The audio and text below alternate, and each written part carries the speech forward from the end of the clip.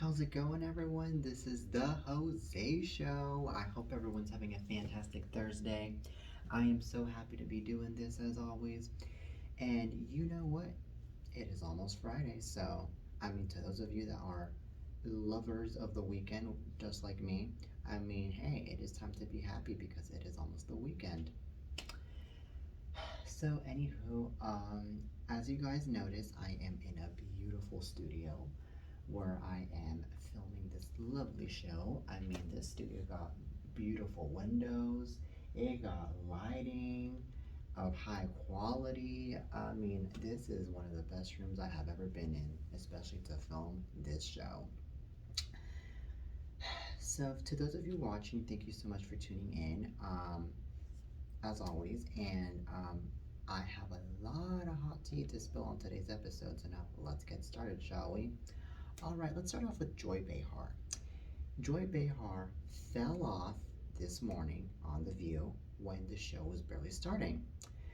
Well, Joy Behar was steadily walking into the studio, greeting the audience, waving, and with the rest of the co-hosts. And as she was pulling out her chair to sit down, unfortunately, the chair turned when she was trying to sit down and it caused her to fall down to the ground. Thank God that Joy Behar did not end up getting hurt, and thank God that Joy Behar did not end up getting seriously injured, especially, and that no paramedics were called, especially. So, good thing that she ended up okay. She got up just fine, and she was able to do the show afterwards. So that was a good thing. And Joy Behar, as she got up, she was like, oh my God, who do I sue? Who do I sue? And she said it jokingly. But it was really a shocking moment for a lot of people, especially for the co-hosts of The View, to see that, And you know what? I have to give it up to Joy Behar. Joy Behar is almost 80 years old, and she was still able to get up just like just like a younger woman would. She was able to get up just fine. Nothing was broken from her body, so that was pretty admiring to me that a woman at that age, at almost 80 years old, would be able to get up just fine. So, anywho, Joy Behar, she is a phenomenon. She is an icon. She started The View since she has been on The View since 1997, since the show first started. So, and she is still in the show to this day. She is the longest running host of The View. And yeah, anywho, that's my take on this, and that's what I have to say about this. Alrighty then, so now from Joy Behar to now other news. Now let's talk about Serena Williams. Well, Serena Williams tells to do better after venue photo gaffe. Well, Serena Williams is calling out the New York Times the 40-year-old tennis pro took to Twitter on yesterday to bring attention to the newspaper mistakenly running a photo of Venus Williams alongside an article about Serena's venture firm. Well, this is what Serena got to say. No matter how far we come, we get reminded that it's not enough. Serena tweeted alongside a photo of the print edition of the paper, which featured the error. Now, she went on and said, "This is why I raised $111 million for at Serena Ventures, to support the founders who are overlooked by ingrained systems, woefully unaware of their biases, because even I am overlooked." You can do better at New York Times, she added. Well, the online edition of the article did feature a photo of Serena, which the Twitter account for the paper's business section noted in their response. Now this is what they got to say. "This was our mistake.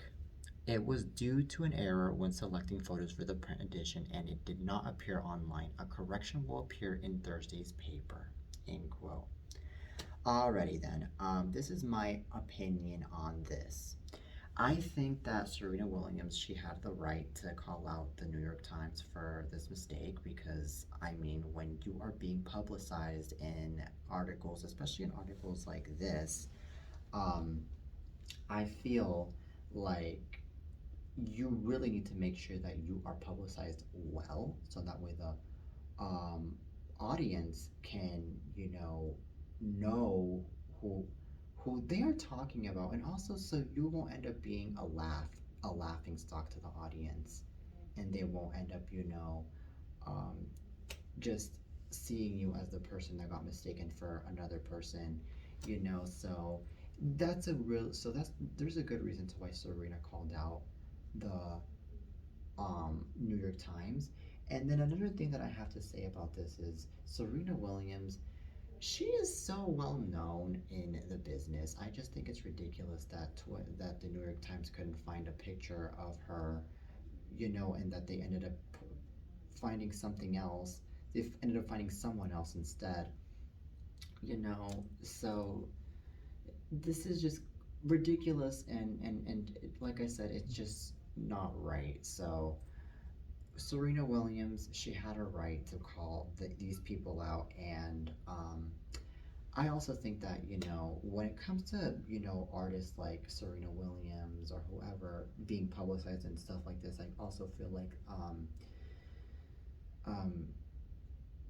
there could also be cases that articles will also post horrible pictures of them or pictures that just won't look so good of them. And that to me is also pretty shady of these articles to be doing that, you know? So to the New York Times, I feel like when they get to put that picture of Serena Williams on there, not only should they post a correct picture of Serena Williams, but I also feel like this article needs to post a very gorgeous picture of Serena Williams as well. Especially because Serena Williams is an iconic athlete with lots of respect. Alrighty then, so now from Serena Williams to now more hot topics, that's for sure. So now let's talk about Jennifer Hudson. Jennifer Hudson is going to host her own daytime talk show this fall on Fox TV stations. Well, American Idol has now not only gained a pop star, but also a talk show host.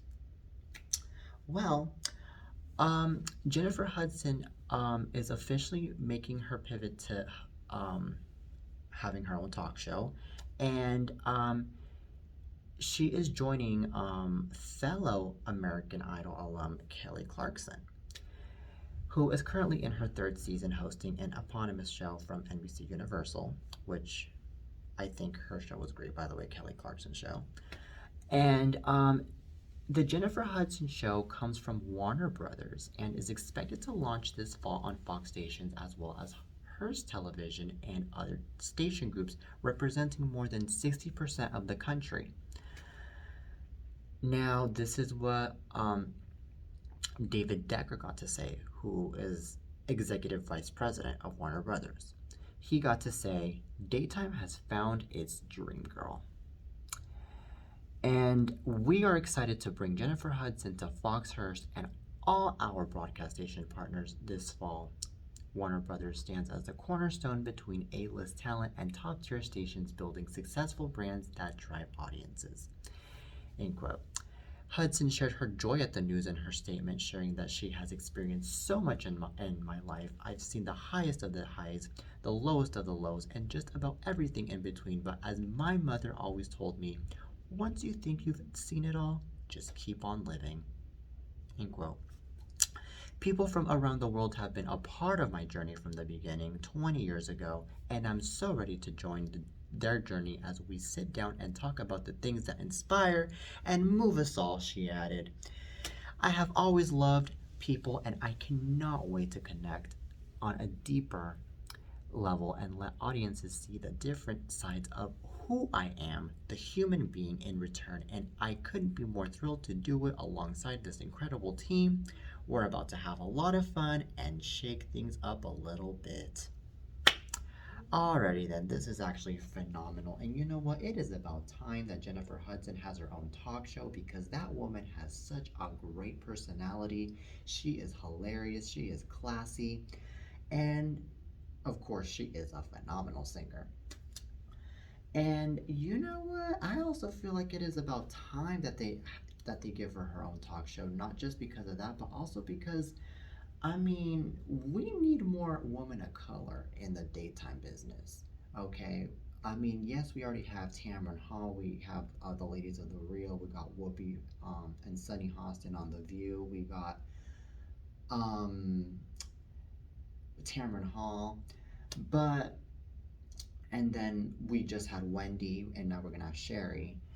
Um, but I still feel like there still needs more women of color in the daytime talk business.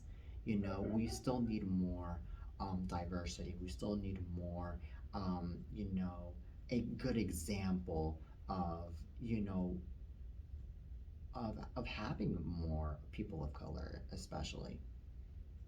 And then another thing that I think about this is I also feel like Jennifer Hudson will get along so well with the guests whenever she's gonna have guests in her show because of how kind and sweet she is. And I also feel like Jennifer Hudson, she will not only, have, you know, a great relationship with her guests, but I also feel like she will also be in a great relationship with her staff, with her production team, because of how awesome she is as a human being. So, anyways, congratulations to Jennifer Hudson on now having her own talk show, which is set to debut this fall on Fox stations. Um, and and you know what? This is actually pretty amazing that this news is coming to all of us. This is pretty amazing. So, congrats to Jennifer Hudson. Alrighty then, so from Jennifer Hudson to now, um, to now,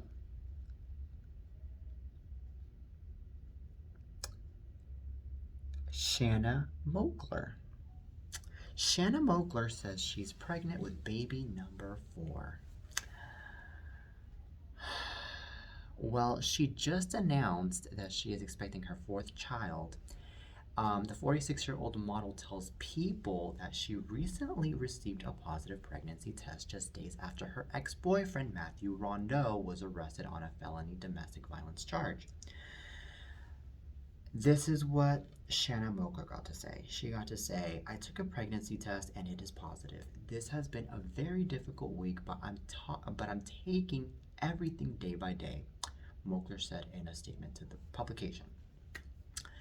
And then Moakler is already mom to 18-year-old son Landon Barker and 16-year-old daughter Alabama with ex-husband Travis Barker. She is also mom to 22-year-old daughter Atiana De La Hoya with ex-Oscar De La Hoya. The pregnancy news comes after ET confirmed with the Los Angeles Police Department that her ex Rondeau was arrested on February 24, according to TMZ. Rondeau allegedly got into a fight with Moakler at their home. The outlet reports that she then left the premises, but returned the following morning, where the fighting allegedly continued and then turned physical.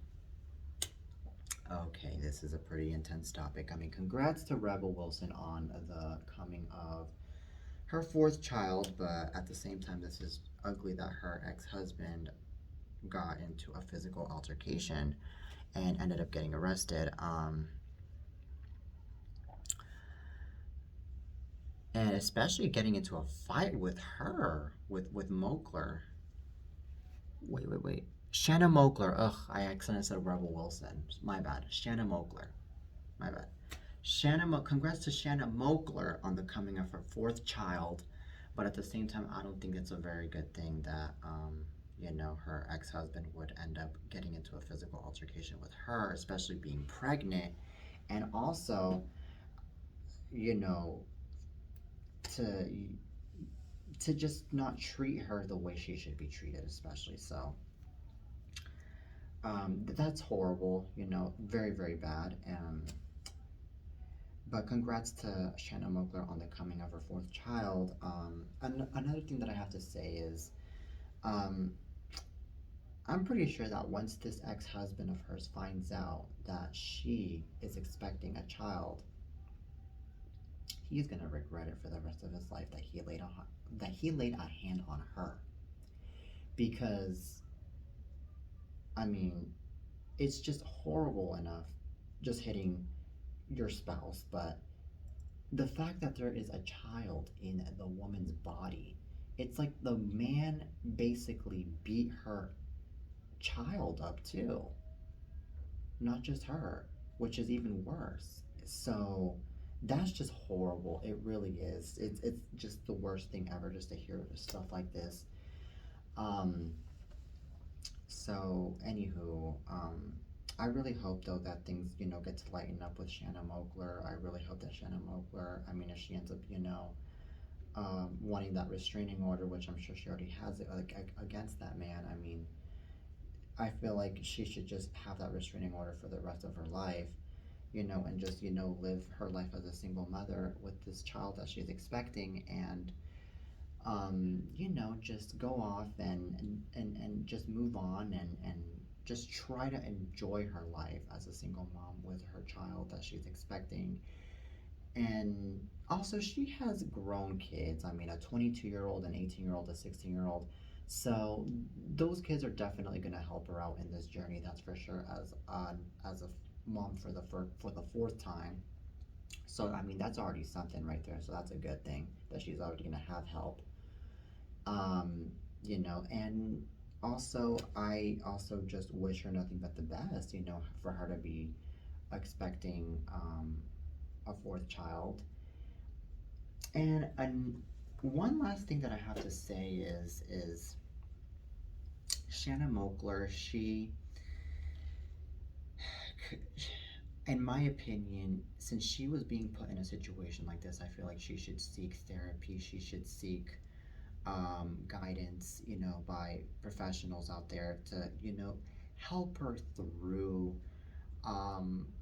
the situation that she's in, since she recently got in a physical altercation with her ex, and also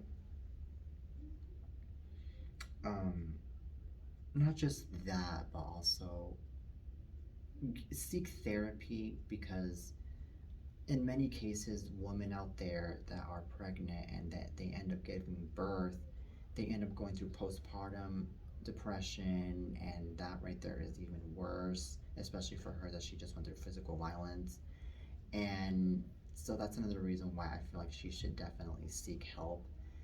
And even right now that she's pregnant, I mean, there's a lot of women out there that go through pregnancy, mood swings, and through depression as well. So yeah. So anywho, congrats to Shanna Moakler, but let's just see how this is going to turn out when she has her fourth child. Alrighty then. So now from Shanna Moakler to now, of course, more news.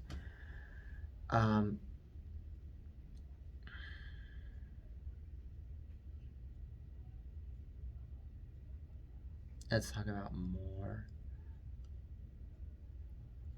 news. Alrighty then, so now let's talk about Matthew McConaughey. Matthew McConaughey shuts down hair transplant rumors and talks secret to his luscious locks. Alrighty then, so Matthew McConaughey just confirmed that his hair is all his in an interview with Lad Bible. And the 52-year-old actor definitely had to decline that the hair that he has on was a transplant. And he got to say this: you can go back and look at things like the wedding planner and those things. I mean, you will see I was losing hair. I got a picture turn of the Millennium Party in 2000 in Jamaica. I was looking down laughing, and there was a baseball sized bald spot on the top of my head. That's what he said. And after realizing the extent of his hair loss, McConaughey decided to shave his head because he'd heard that a fresh start could help it regrow. Eventually, it did grow back, but not because of any sort of procedure. And this is what he got to say about this. He got to say, I get this topical ointment and I rub it into my scalp once a day for 10 minutes. I was fully committed. I was fully committed to it. No propecia. No nothing. It was just manual labor. All I can tell you is it came back. That's what he got to say. And also, McConaughey, in fact, went to the doctor. No. In fact, his hair came back so much. McConaughey's hair came back so much that one doctor ended up taking credit for performing McConaughey's hair transplant at an international hair transplant convention every year.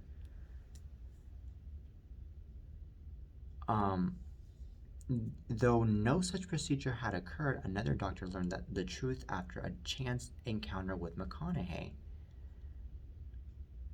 So basically, the doctor took credit for a supposed transplant that was never even done to McConaughey. Interesting. Interesting.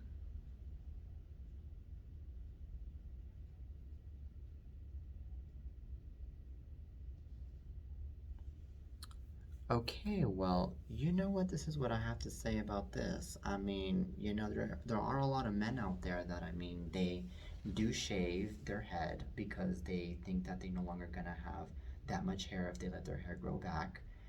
And